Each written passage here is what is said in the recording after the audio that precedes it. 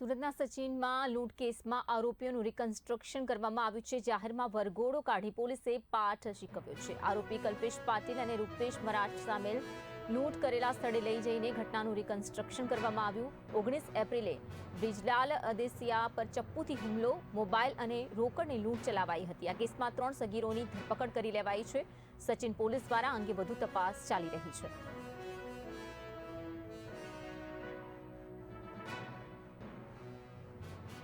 વિસ્તારમાં તારીખ 19 ના રોજ સાંજના સમયે ઉદીવાલા ઇન્ડસ્ટ્રીયલ એરિયાની અંદર એક મજૂર પોતાના કામથી પરત ફરતા હતા એવા બ્રિજરાલ મદેસિયા ને અજાણ્યા 3 ઈસમો જે મોપેડ ઉપર આવીને રોકાવે છે અને એની જોડે મગજમારી કરી છરી વડે હુમલો કરી 2500 રૂપિયાની લૂંટ ચલાવે છે। જે બનાવની હકીકત પોલીસને ધ્યાન ઉપર આવતા તુરંત સચિન પોલીસ સ્ટેશન ખાતે ગુનો નોંધાતા આરોપીઓની ઓળખ કરી પકડી પાડવા માટે સચિનના ડીસા પીએસઆઈ શ્રી ડામોર તથા ચોકીના પીએસઆઈ શ્રી સોલંકી નાઓ તુરંત કામે લાગેલા હતા અને એમની ટીમો દ્વારા મહેનત કરીને ખૂબ ટૂંકા સમયમાં તમામ જે આરોપીનો ઓળખ કરી પકડી પાડવામાં આવેલા હતા।